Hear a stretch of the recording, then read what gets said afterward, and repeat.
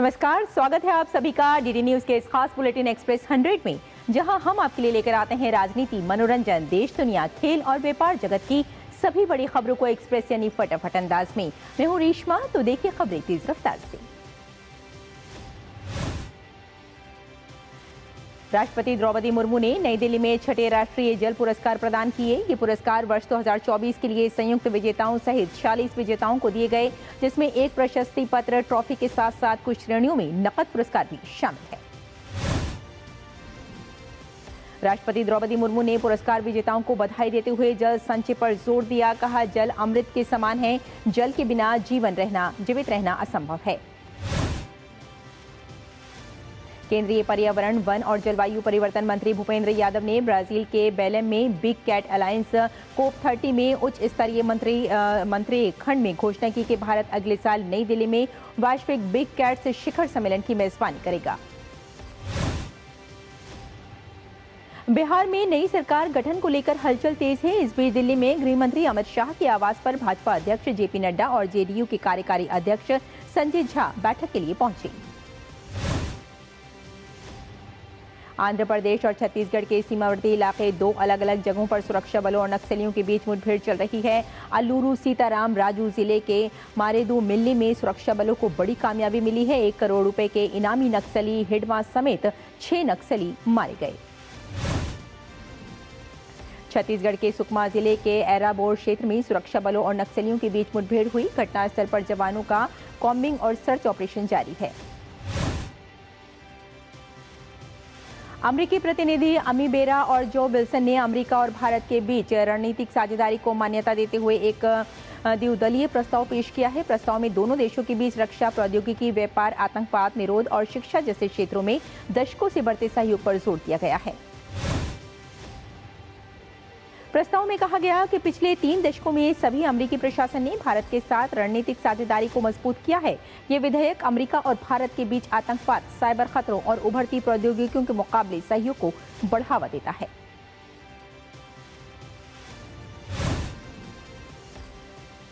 लाल किले के पास हुए ब्लास्ट मामले में काउंटर इंटेलिजेंस कश्मीर CIK ने कश्मीर घाटी में कई जगहों पर समन्वित छापेमारी की। डॉक्टर से जुड़ी आतंकी साजिश की जांच के सिलसिले में श्रीनगर, अनंतनाग और कुलगाम में छापेमारी की जा रही है।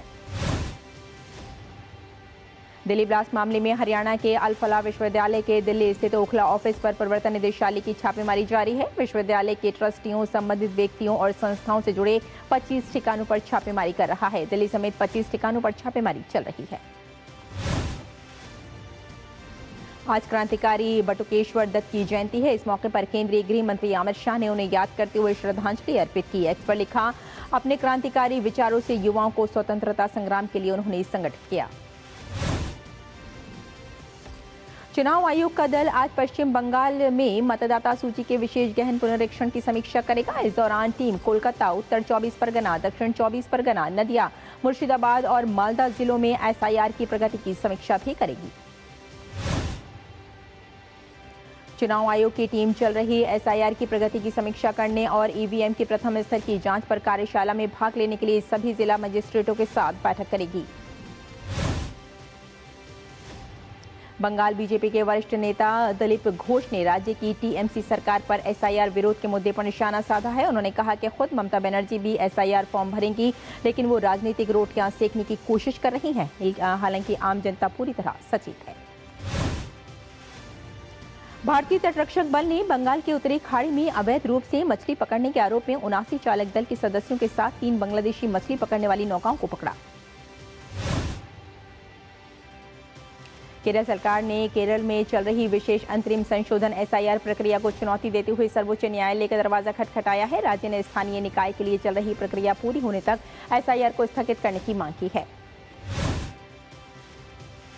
केंद्रीय स्वास्थ्य मंत्री जेपी नड्डा रोगाणुरोधी प्रतिरोध 2.0 2025-29 पर राष्ट्रीय कार्य योजना का शुभारंभ करेंगे। इसका उद्देश्य एंटीबायोटिक दवाओं के प्रति बढ़ते प्रतिरोध से निपटने के लिए मानव, पशु और पर्यावरण क्षेत्रों में एक स्वास्थ्य दृष्टिकोण को मजबूत बनाना है। भारतीय विदेश मंत्री एस जयशंकर 2 दिवसीय शंघाई सहयोग संगठन शासन अध्यक्ष परिषद की बैठक में हिस्सा लेने के लिए रूस में मौजूद हैं। वो रूसी विदेश मंत्री के साथ द्विपक्षीय वार्ता में शामिल हुए, साथ ही 23वें भारत रूस वार्षिक शिखर सम्मेलन की तैयारियों की समीक्षा भी की। विदेश मंत्री एस जयशंकर ने मॉस्को में विदेश मंत्री सर्गेई लारोव से मुलाकात को लेकर एक्स पोस्ट लिखा व्यापार, निवेश, ऊर्जा, प्रौद्योगिकी, संस्कृति, कृषि सहित द्विपक्षीय साझेदारी पर चर्चा हुई। इसके साथ ही क्षेत्रीय, वैश्विक और बहुपक्षीय मुद्दों पर विचारों का आदान प्रदान भी हुआ। तेलंगाना में 42% पिछड़ा वर्ग कोटे के साथ पंचायत चुनाव होंगे। कैबिनेट ने प्रमुख फैसलों को मंजूरी दी। सुप्रीम कोर्ट ने तेलंगाना विधानसभा के मामले में कड़ा रुख अपनाया है। इसमें बीआरएस से कांग्रेस में गए 10 विधायकों को दल बदल कानून के तहत अयोग्य घोषित करने की मांग की गई है। मुख्य न्यायाधीश बीआर गवई की अध्यक्षता वाली बेंच ने तेलंगाना विधानसभा स्पीकर को चेतावनी दी कि अगर 1 हफ्ते के अंदर इस याचिका पर फैसला नहीं हुआ तो अदालत इसे कोर्ट की अवमानना मानेगी। पिछले साल हुए तेलंगाना विधानसभा चुनाव के बाद बीआरएस के 10 विधायकों ने कांग्रेस ज्वाइन कर ली थी। इसके बाद बीआरएस ने इन सभी विधायकों के खिलाफ 10वीं अनुसूची यानी दल बदल कानून के तहत अयोग्य ठहराने की अर्जी स्पीकर के सामने रखी थी। कर्नाटक दुग्ध महासंघ के अधिकारियों ने बेंगलुरु में नकली घी के एक बड़े रैकेट का भंडाफोड़ किया है। अधिकारियों ने 1.26 करोड़ रुपए का सामान जब्त किया, जिसमें 8,136 लीटर मिलावटी घी, मशीनरी, पाम ऑयल और नकद शामिल है। जांच में पता चला है कि वितरक ने तमिलनाडु में मिलावटी घी का उत्पादन कर नंदिनी के नकली सैशे और प्लास्टिक की बोतलों में भरकर बेंगलुरु में आरोपियों को सप्लाई किया और इसके पास ही कर्नाटक दुग्ध महासंघ के आधिकारिक लाइसेंस भी थे। नई दिल्ली में भारत और डेनमार्क के बीच 8वां विदेश कार्यालय परामर्श आयोजित किया गया। विदेश मंत्रालय के प्रवक्ता रणधीर जायसवाल ने बताया कि दोनों पक्षों ने हरित रणनीतिक साझेदारी और 2021-26 संयुक्त कार्य योजना की प्रगति की समीक्षा की। निर्वाचन आयोग ने असम में मतदाता सूचियों के विशेष संशोधन का आदेश दिया है। इसके लिए 1 जनवरी 2026 को आहर्ता तिथि घोषित की गई है। आयोग ने बताया कि असम के लिए एकीकृत मसौदा मतदाता सूची का प्रकाशन 27 दिसंबर को होगा। इसके बाद 22 जनवरी 2026 तक दावे और आपत्तियां दाखिल किए जा सकेंगे। मतदाता सूची का अंतिम प्रकाशन 10 फरवरी 2026 को होगा। ओडिशा के भुवनेश्वर में हथियार और ड्रग्स के खिलाफ ओडिशा में पिछले कई महीनों से प्रभावी अभियान चलाया जा रहा है। बालेश्वर से शेख अकबर नामक व्यक्ति को गिरफ्तार किया गया, जिसके पास से 400 ग्राम ब्राउन शुगर जब्त किया गया। रोजगार के झूठे वादों की जालसाजी का हवाला देते हुए ईरान ने भारतीय साधारण पासपोर्ट धारकों को दी जा रही वीजा छूट सुविधा को 22 नवंबर 2025 से निलंबित करने का फैसला लिया है। उत्तर प्रदेश के मेरठ में हुड़दंग मचाने के खिलाफ कार्रवाई करते हुए पुलिस ने 15 लोगों को गिरफ्तार किया, साथ ही 8 गाड़ियों को भी जब्त किया गया। मेरठ ग्रामीण के एसपी अभिजीत कुमार ने बताया कि इनमें से कुछ लोग हाल ही में जेल से छूटे थे। उनके सहयोगियों व दोस्तों द्वारा थाना किठौर के कस्बा क्षेत्र में हुड़दंग किया जा रहा था। पश्चिम बंगाल में शिक्षक भर्ती को लेकर एक बार फिर राजनीतिक घमासान छिड़ गया है। नई साक्षात्कार सूची जारी होते ही भ्रष्टाचार के आरोपों को लेकर नौकरी के उम्मीदवार सड़कों पर उतर आए। प्रदर्शनकारियों का आरोप है कि प्रकाशित सूची में 2016 के पैनल के अयोग्य उम्मीदवार भी शामिल हैं। उन्हें अनुभव के आधार पर पुराने उम्मीदवारों को दिए गए अतिरिक्त 10 अंकों पर भी कड़ी आपत्ति है। भाजपा ने शिक्षक भर्ती मामले को लेकर ममता सरकार के खिलाफ मोर्चा खोल दिया है। विपक्ष के नेता शुभेंदु अधिकारी ने सीधे तौर पर आरोप लगाया कि टीएमसी विधायक जेल से ही भर्ती घोटाले को नियंत्रित कर रहे हैं। भाजपा सांसद अभिजीत गंगोपाध्याय ने पश्चिम बंगाल की राज्य सरकार पर योग्य उम्मीदवारों के साथ पूरी तरह धोखा करने का आरोप लगाया है। असम के मुख्यमंत्री हेमंत बिस्वा शर्मा ने 16वीं शताब्दी के वृंदावनी वस्त्र को ऋण पर लाने के लिए ब्रिटिश संग्रहालय के साथ समझौता ज्ञापन पर हस्ताक्षर किए। असम के मुख्यमंत्री हेमंत बिस्वा शर्मा ने कहा कि ब्रिटिश संग्रहालय के मानकों के अनुरूप असम के गुवाहाटी में वृंदावनी वस्त्र को लेकर एक संग्रहालय बनाया जाएगा। राजस्थान के बीकानेर में भारत ब्रिटेन संयुक्त सैन्य अभ्यास अजय वॉरियर 25 का 8वां संस्करण महाजन फील्ड फायरिंग रेंज में शुरू हुआ। गुजरात में न्यूरो केयर का नया आयाम स्थापित करते हुए सिविल अस्पताल ने 1.25 लाख से अधिक मरीजों को इलाज मुहैया कराया। अहमदाबाद के इस अस्पताल में आधुनिक सुविधाओं के साथ दवाएं भी दी गई। मध्य प्रदेश के मुख्यमंत्री मोहन यादव ने सीएम आवास पर सिंहस्थ 2028 उज्जैन की तैयारियों और सिंहस्थ लैंड पूलिंग नोटिफिकेशन को लेकर किसान संघ के प्रतिनिधियों, जनप्रतिनिधियों और अन्य अधिकारियों के साथ बैठक की अध्यक्षता की। भारतीय किसान संघ के अध्यक्ष कमल सिंह अंजाना ने सिंहस्थ 2028 को लेकर खुशी जाहिर की। कहा, सिंहस्थ को लेकर किसानों के बीच जो लैंड पूलिंग का मुद्दा चल रहा था, आज सरकार ने उसकी समाप्ति की घोषणा की है। हम उनका बहुत आभार व्यक्त करते हैं। मशहूर दिवंगत गायक जुबीन गर्ग के 53वें जन्मदिन के अवसर पर फैंस ने गुवाहाटी में उनके घर के बाहर सेलिब्रेशन किया है। इस दौरान फैंस जुबीन गर्ग के पोस्टर के साथ नजर आए। प्रशंसकों ने जुबीन की मौत के लिए जल्द से जल्द न्याय की मांग की। दरअसल जुबीन की हाल ही में 19 सितंबर को सिंगापुर में तैराकी के दौरान मौत हो गई थी। उड़ीसा की उप मुख्यमंत्री प्रवती परिदा ने महेंद्रगिरी में 10 कमरों वाले इको कॉटेज का उद्घाटन किया। कहा, पर्यटन विभाग ने आगंतुकों को सुविधाएं प्रदान करने हेतु एक डीपीआर प्रस्तुत किया है।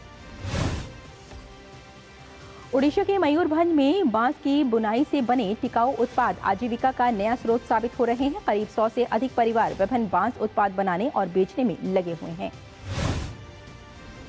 यूपी के अयोध्या में श्री राम जन्मभूमि मंदिर में ध्वज पूजा के लिए तैयारियां जोरों पर हैं। ध्वज पूजा को लेकर अयोध्या में साफ सफाई और सजावट पर काफी जोर दिया जा रहा है। भाजपा नेता वेद प्रकाश गुप्ता ने ध्वज पूजा को लेकर कहा कि सभी स्तर पर लोग पूजा की तैयारियों में जुटे हुए हैं। वहीं अयोध्या के लोगों और संत समाज में ध्वज पूजा के लिए काफी उत्साह देखा जा रहा है। पंजाब के भटिंडा में गुरु तेग बहादुर के 350वें शहीदी दिवस के उपलक्ष्य में light and sound show Hindi चादर का आयोजन किया गया। केरल के वार्षिक मंडला मकर विलक्कू तीर्थ यात्रा के लिए बड़ी संख्या में श्रद्धालु सबरीमला मंदिर में एकत्रित हुए। और यहां रुकते हैं एक छोटे से ब्रेक के लिए, जल्द हाजिर होते हैं। आप देखते रहिए डीटी न्यूज। 25 लाख का हॉस्पिटल बिल है, इतने पैसे कहाँ से आएंगे? पैसों की चिंता आप मत कीजिए पापा। मैम, सर का हेल्थ इंश्योरेंस क्लेम अप्रूव हो गया है। आप पॉलिसी बाजार हेल्थ इंश्योरेंस क्लेम में हमेशा आपके साथ। पॉलिसी बाजार 1 करोड़ का हेल्थ इंश्योरेंस सिर्फ 550 रुपए महीने से शुरू। जब धरती चीर कर निकलता है लोहे का पत्थर और मिलता है मोंगिया के जोश से, फिर तपता है, पिघलता है और बनता है फौलाद। अब होता है सरिया सारी खूबियों के साथ। मोंगिया स्टील, मजबूत देश का मजबूत सरिया। ब्रेक के बाद एक बार फिर आपका स्वागत है। आइए एक्सप्रेस 100 में आगे बढ़ते हैं। केंद्रीय वित्त एवं कॉर्पोरेट मामलों की मंत्री श्रीमती निर्मला सीतारमण ने नई दिल्ली में आगामी केंद्रीय बजट 2026-27 को लेकर पूंजी बाजार के हितधारकों के साथ चौथे बजट पूर्व परामर्श की अध्यक्षता की। इस बैठक में केंद्रीय वित्त राज्य मंत्री शांति कुमार चौधरी, आर्थिक मामलों के विभाग के सचिव और भारत सरकार के मुख्य आर्थिक सलाहकार भी मौजूद रहे। केंद्रीय मंत्री पीयूष गोयल ने सोमवार को इनोवेशन और सस्टेनेबिलिटी को बढ़ावा देने के क्रम में IIM Calcutta innovation park, IIMCIP और प्लास्टर इंडिया फाउंडेशन के स्टार्टअप सर्च पहल को लॉन्च किया। केंद्रीय वाणिज्य एवं उद्योग मंत्री पीयूष गोयल ने कहा कि केंद्र सरकार भारत के डीप टेक इकोसिस्टम को मजबूत करने, ईज ऑफ डूइंग बिजनेस को बेहतर बनाने और इनोवेशन एंटरप्रेन्योरशिप को प्रमोट करने के लिए प्रतिबद्ध है। केंद्रीय कृषि एवं किसान कल्याण तथा ग्रामीण विकास मंत्री शिवराज सिंह चौहान ने मुंबई में एशियाई बीज कांग्रेस 2025 का उद्घाटन किया। इस उद्घाटन समारोह में एशियाई बीज कांग्रेस 2025 का लोगो भी जारी किया गया। केंद्रीय कृषि एवं किसान कल्याण तथा ग्रामीण विकास मंत्री शिवराज सिंह चौहान ने कहा कि सरकार का मुख्य उद्देश्य देश की खाद्य सुरक्षा सुनिश्चित करना, लोगों को पौष्टिक भोजन उपलब्ध करवाना और किसानों के लिए कृषि व्यवसाय को लाभदायक बनाए रखना है। इलेक्ट्रॉनिक्स एवं सूचना प्रौद्योगिकी मंत्री अश्विनी वैष्णव ने कहा कि भारत सरकार PLI स्कीम के अगले चरण को स्मार्टफोन इंडस्ट्री को लेकर काम कर रही है और सरकार का प्लान भारत में 30 स्ट्रेटेजिक चिपसेट को डिजाइन और मैन्युफैक्चर करने का है। केंद्रीय मंत्री हरदीप सिंह पुरी ने टोक्यो में प्रमुख जापानी उद्योग प्रतिनिधियों के साथ गोलमेज सम्मेलन में भाग लिया। सम्मेलन में संपूर्ण ऊर्जा मूल्य श्रृंखला में भारत जापान सहयोग के अवसरों पर चर्चा की गई। व्यापार के मोर्चे से अच्छी खबर है। अप्रैल से अक्टूबर की अवधि में देश का निर्यात में वृद्धि हुई। कुल निर्यात माल और सेवाओं को मिलाकर 4.8% बढ़कर 4.918 ट्रिलियन अमेरिकी डॉलर पर पहुंच गया है। सेबी के चेयरमैन तुहिन कांत पांडे ने कहा कि भारत का यूनिक इन्वेस्टर आधार अगले 3 से 5 वर्ष में दुगना हो सकता है। उन्होंने बताया कि देश में इक्विटी में भागीदारी अभी भी काफी कम है। तुहिन कांत पांडे ने बताया कि भारतीय परिवारों व घरेलू संस्थानों के पास अब एफपीआई की तुलना में अधिक सूचीबद्ध इक्विटी है और देश में करीब 13.5 करोड़ यूनिक इन्वेस्टर्स हैं। सरकार को भरोसा है कि नए जीएसटी सुधारों से वित्तीय क्षेत्र में तेजी आएगी और लोगों व निवेशकों में खर्च और निवेश करने का उत्साह बढ़ेगा। आर्थिक मामलों के विभाग के सचिव अनुराधा ठाकुर ने कहा कि वैश्विक अनिश्चितताओं का भारत की अर्थव्यवस्था पर बड़ा असर नहीं पड़ा है। बैंकरों का मानना है कि सितंबर में जीएसटी दरें घटाने, आयकर में राहत और रेपो रेट घटने से लोन सस्ते हुए हैं और इन कदमों से अर्थव्यवस्था को नई ताकत मिली है और वे अब तेजी से लोन देने की तैयारी में हैं। रेटिंग एजेंसी आईसीआरए की रिपोर्ट के मुताबिक घरेलू यात्री ट्रैफिक अक्टूबर में 1.42 करोड़ रहने का अनुमान है, जो कि सालाना आधार पर 4.5% और सितंबर के मुकाबले 12.9% अधिक है। सेंसेक्स में 200 अंकों की गिरावट। सेंसेक्स 200 अंक फिसलकर 84,750 पर आ गया, जबकि एनएसई का 50 शेयरों वाला बेंचमार्क इंडेक्स 72 अंक चढ़कर 25,940 पर कारोबार करता नजर आया। देश का प्रत्यक्ष कर संग्रह चालू वित्त वर्ष 26 में 7% की दर से बढ़ रहा है और इसके 25 लाख करोड़ रुपए से अधिक पहुंचने का अनुमान है। इंडिया इंटरनेशनल ट्रेड फेयर के साइडलाइन में बातचीत करते हुए सीबीडीटी के चेयरमैन रवि अग्रवाल ने कहा कि देश का शुद्ध प्रत्यक्ष कर संग्रह 1 अप्रैल से लेकर 10 नवंबर की अवधि में पिछले साल के मुकाबले सालाना आधार पर 6.99% बढ़कर 12.92 लाख करोड़ रुपए से अधिक हो गया है।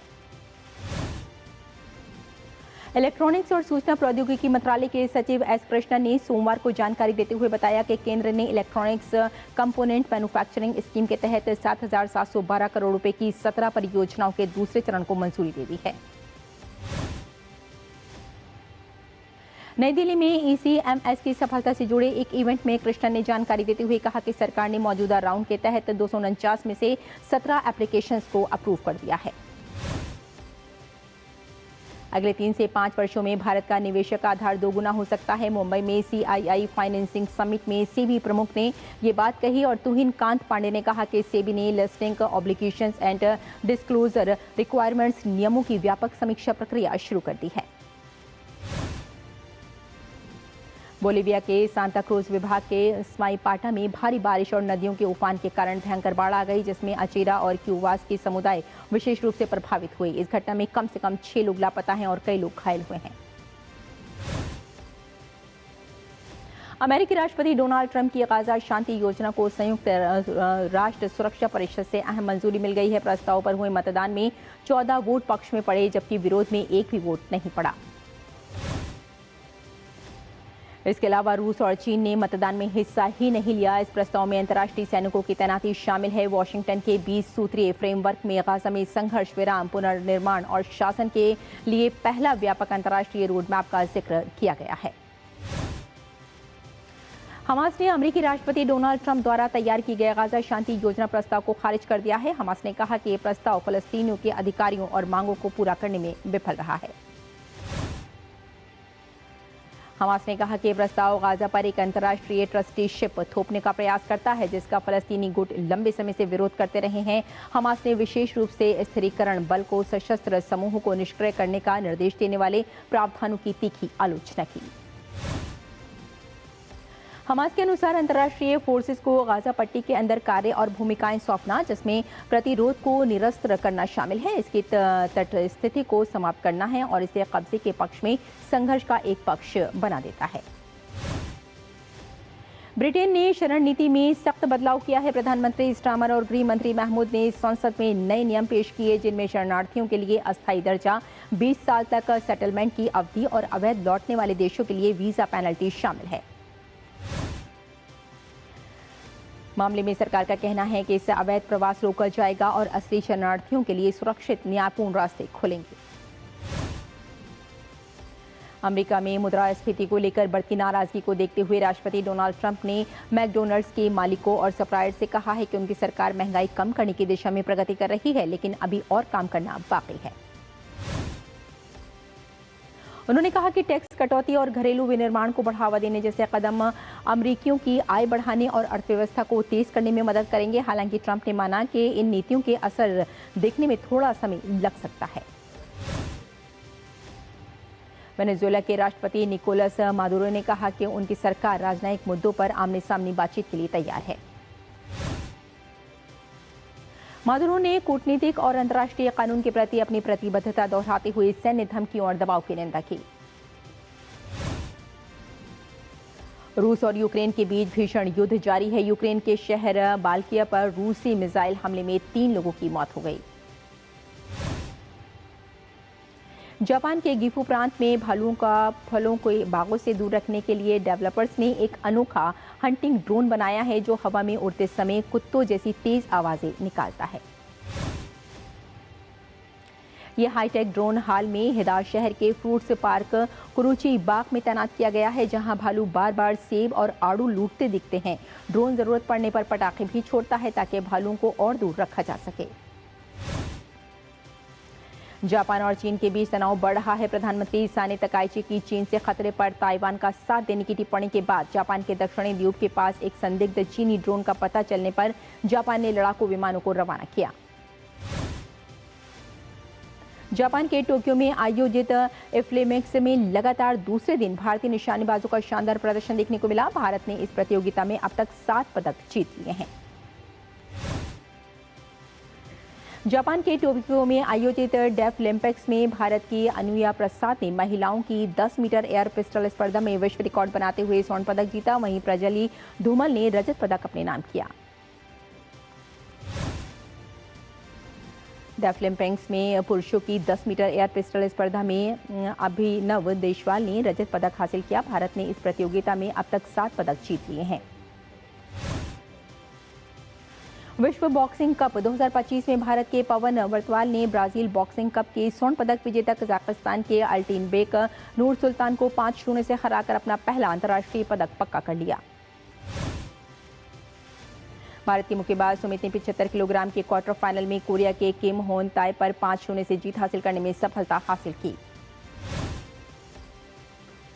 गोवा में खेले जा रहे शतरंज विश्व कप में भारत के ग्रैंड मास्टर अर्जुन एरिगेसी ने भारत की उम्मीदों को मजबूती देते हुए चीनी ग्रैंड मास्टर वेई ई को क्वार्टर फाइनल के पहले क्लासिकल गेम में 31 चालों में ड्रॉ पर रोक दिया।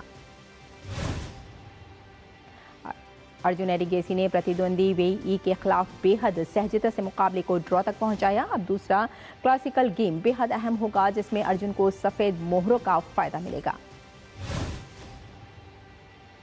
ऑस्ट्रेलियाई ओपन सुपर 500 बैडमिंटन टूर्नामेंट आज से शुरू होने जा रहा है। भारतीय जोड़ी सात्विक चिराग का पहला मुकाबला चीनी ताइपे के चांग की ची और पोली वेई से होगा। ऑस्ट्रेलियाई ओपन में भारतीय शटलर सिंगल्स स्टार लक्ष्य सेन का पहला मुकाबला चीनी ताइपे के सू ली यांग से होगा। ऑस्ट्रेलियाई ओपन में एचएस प्रणय पहले दौर में कनाडा के ब्रायन यांग का सामना करेंगे। किदाम्बी श्रीकांत लिन चुन यी से, जबकि आयुष शेट्टी मलेशिया के जस्टिन हो से भिड़ेंगे। भारतीय टेस्ट टीम के नियमित कप्तान शुभमन गिल का दक्षिण अफ्रीका के खिलाफ 22 नवंबर से शुरू हो रहे टेस्ट मुकाबले में खेलना संदिग्ध है। बताया जा रहा है कि वे टीम के साथ बुधवार को गुवाहाटी नहीं जाएंगे। भारतीय टीम को शनिवार से शुरू हो रहे दूसरे और अंतिम टेस्ट के लिए बुधवार को गुवाहाटी के लिए रवाना होना है। मुख्य कोच गौतम गंभीर का कहना है कि गिल पर नजर बनाए हुए हैं। श्रीलंका क्रिकेट ने बताया कि कप्तान चरित असलंका तेज गेंदबाज असित फर्नांडो बीमारी के कारण पाकिस्तान में T20 त्रिकोणीय सीरीज छोड़कर स्वदेश लौटेंगे। आईपीएल 2026 से पहले राजस्थान रॉयल्स के हेड कोच के रूप में श्रीलंकाई दिग्गज क्रिकेटर कुमार संगकारा की टीम ने वापसी हुई है। इसी के साथ संगकारा क्रिकेट निदेशक के रूप में भी अपनी भूमिका जारी रखेंगे। तो एक्सप्रेस न्यूज में फिलहाल इतना ही। हमें यहीं इजाजत दें। नमस्कार।